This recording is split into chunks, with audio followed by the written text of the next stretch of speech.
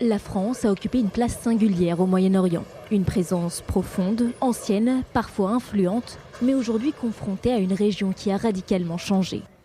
Tout commence au lendemain de la Première Guerre mondiale, avec les mandats français en Syrie et au Liban. Paris s'installe durablement au Levant, laissant un héritage politique, culturel et institutionnel qui marque encore ces sociétés. C'est là que se construit l'image d'une France, puissance du Levant, protectrice et familière. Cette influence passe aussi par la culture, lycée français, université, francophonie, réseau éducatif.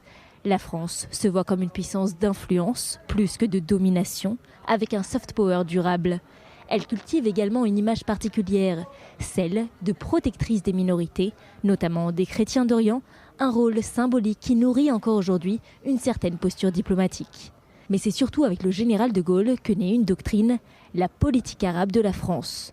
Après la guerre des 6 jours en 1967, de Gaulle prend ses distances avec Israël et affirme sa ligne, dialoguer avec le monde arabe, défendre une position autonome face aux États-Unis et incarner une troisième voie. Cette tradition se poursuit avec des nuances. Le discours de François Mitterrand à la Knesset en 1982 est à la fois un acte d'amitié envers Israël et le moment où la France affirme son appui à la création d'un État palestinien.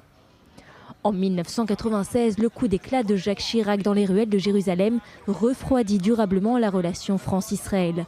Un incident diplomatique qui renforce le prestige de la France auprès du monde arabe, prestige qui atteint un sommet en 2003 lorsque Paris refuse de suivre Washington dans sa guerre en Irak.